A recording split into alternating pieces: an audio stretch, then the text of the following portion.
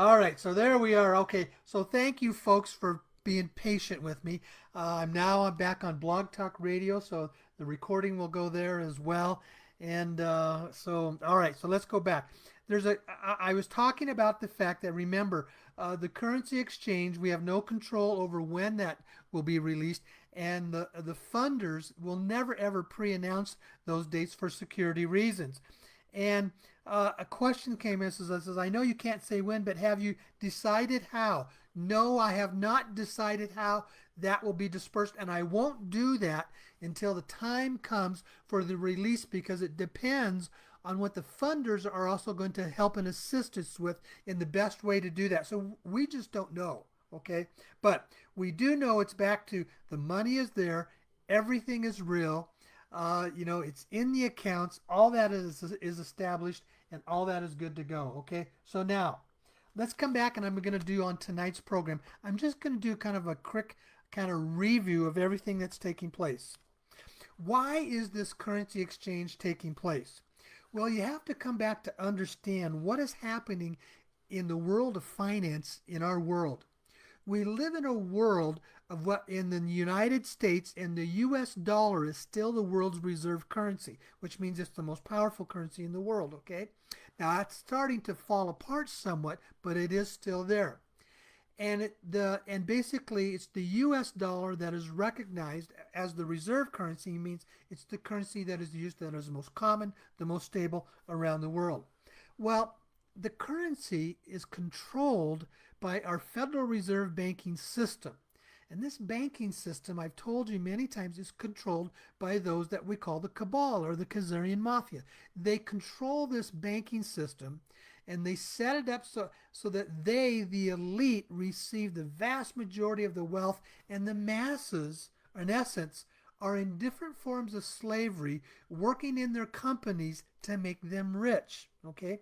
Now, so they control all of that, and the currency they have is what is called fiat currency. There's nothing that backs it up. It's just assumed to what is acceptable and tradable around the world. But back before the Nixon administration in the 1970s, the US dollar was gold backed.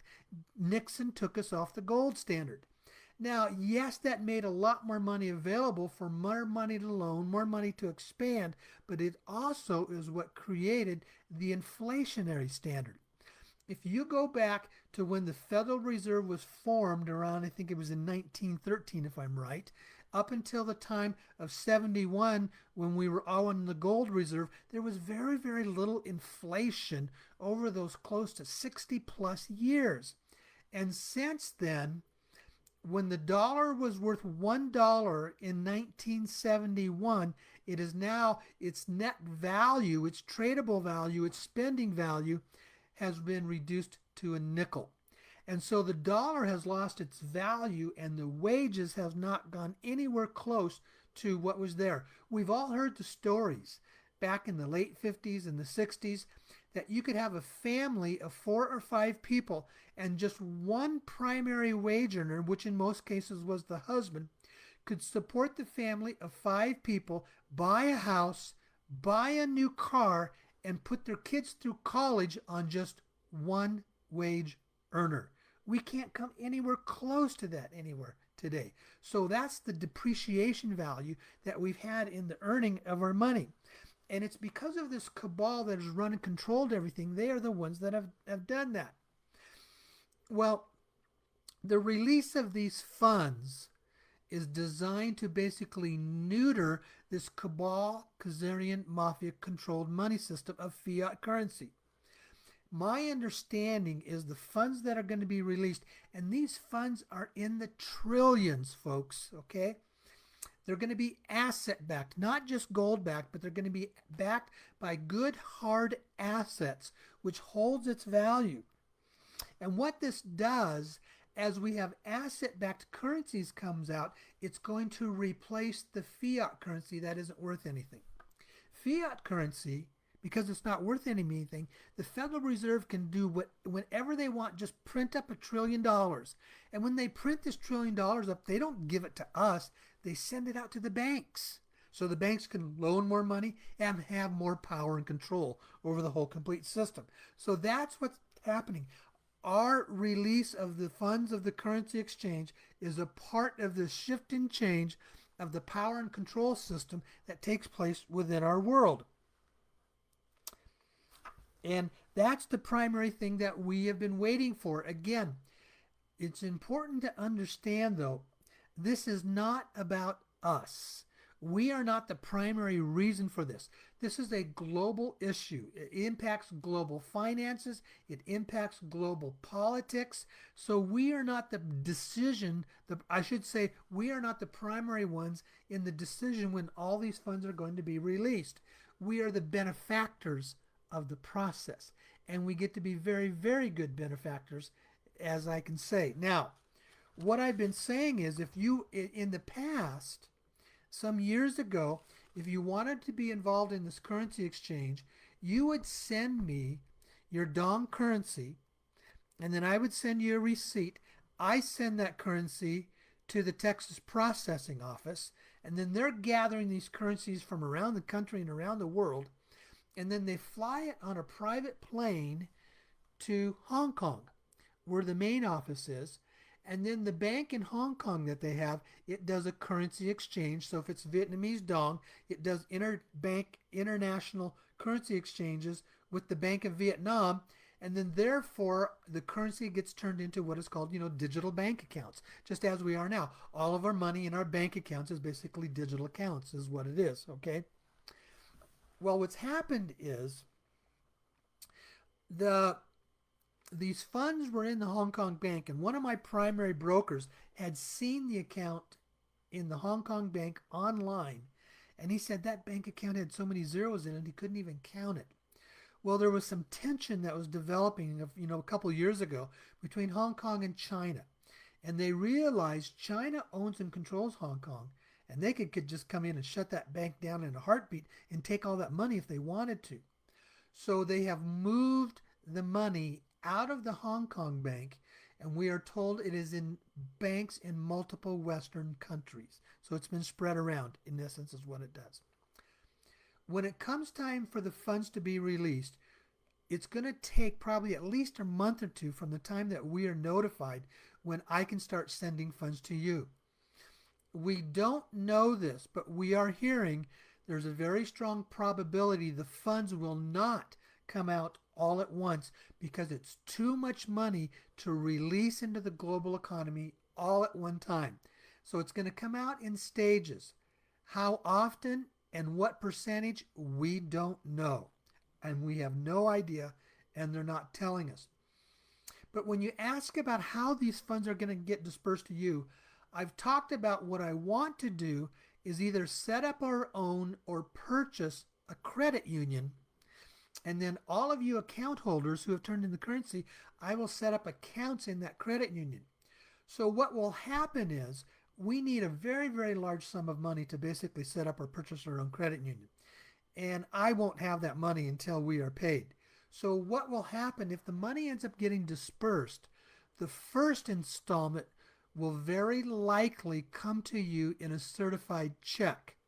Then also I will have funds to set up the credit union, and then the rest of the funds will be placed into your account in a credit union, and it will be just like a regular checking account in a regular bank. You will have physical checks that can be issued with it. You can have debit cards that can be issued with it, and there's a high probability you can get a credit card against the account as well. But after all the different options I've looked at, that seems to be the one that is the best and the most feasible for us. And why a credit union instead of bank? Because credit unions are owned by their members. And all of you involved in this exchange, we will all be the members of that credit union and will own it. And obviously, I'm going to be involved in setting up, the president, the officers, and the board of directors for the credit union. And obviously, we're going to want to be hiring people who have experience in banking or credit union history, just as you would in any normal functioning bank. That's kind of the process, okay? Now, again, what is it that it takes? Myself and a lot of others feel that the current existing Khazarian mafia system has to be what I call neutered. They don't have to necessarily be taken out or totally taken down, but they need to be neutered, i.e., they need to lose their power and their control. In the last couple of weeks, there have been a lot of very, very credible sources that have been saying we are almost certainly going to run into what is called a black swan event this year, and most likely before May. It might start in April and May. What is a black swan event? It's basically a form of an economic chaos or collapse is what it is. It means the banks will run into some very serious problems. Here's what the mainstream media hasn't been reporting. When it was a little over a year ago and the Silicon Valley Bank basically went under, and because people just started pulling their money out, and they had to be rescued. Since then, there have been people that are pulling their cash, their money, out of banks. Now, I'm not exactly right on this amount, but I've heard it's as much as $3 to $5 trillion has been pulled out of bank accounts since that event happened about a year, whenever it was, when that Silicon Valley Bank in the last couple of years, had its problems. People are pulling their money out of banks. They don't trust the banking system anymore. And I have expressed that to you. And in fact, on the program a couple of weeks ago, I had encouraged you is that if you have discretionary money sitting in a bank account, that's money that you're not using for all your normal living expenses, that I had encouraged you pull it out of the bank and put it into a form of hard assets. Now, I just bought another $12,000 of silver. In fact, it arrived today, and I've put it into my safe that I have. So you can buy gold, you can buy silver, you can buy various types of very strong secure bonds. Cryptocurrency is somewhat okay, but it's important to understand it's very volatile. Cryptocurrency can move 5 to 7% in one day. That's a lot of movement. But everything I'm starting to hear is cryptocurrency is back on the rise again. Bitcoin is way back up again from where it was, and that we will probably see a very strong rise in the cryptocurrencies if the banks start having problems with more and more people pulling their money out. What that means is as people are pulling their money out of bank accounts, bank currencies, they're putting them into cryptocurrency accounts because the cryptocurrencies are rising is what they're doing. So that's the scoop of what we have. And what's going to happen, as I said, we live in a world where the power and the control of the money belongs to these people called the Khazarian Mafia.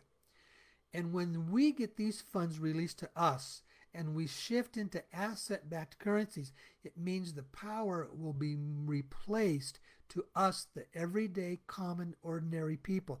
We will be the ones who will be in power and control of the new money system. Now that's pretty much all that I really wanted to share tonight.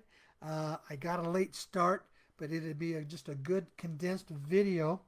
I think because of the late start and some other issues, I'm not going to take any phone calls tonight. But what you can do is to, if you got any questions, just send me an email, okay? I'm going to look at some of the questions that I have here on Facebook about what's taking place, okay? The question is, Tommy, you want to know if I'm going to be coming to Puerto Rico. I will be coming back to Puerto Rico, but it probably won't be until the fall, okay? So, yeah, and so now, back to the Black Swan events. That basically means it's a chaotic event. It gets very chaotic. Banks get chaotic. Governments get chaotic. And a lot of the problems are going on around us. It's really important during this time that you and I stay focused and we stay balanced and we don't allow ourselves to get caught up into the fear over the chaos. Because remember, your thoughts create reality. Your thoughts put out these energetic particles called memes that affect everything that goes around you within the quantum physics world. And so it's important for us to stay positive, to stay focused, so we don't allow the chaos to affect us, okay? So I think that's pretty much it, everything I wanted to share tonight. And I think I'm willing to go ahead and just call it an evening here tonight. And what I'll do later tonight or tomorrow, I'll end up editing this program and I'll send it out to everybody in the email, okay? All right. So thank you all. Love you much. Have a wonderful week. Okay, thanks a lot. Okay.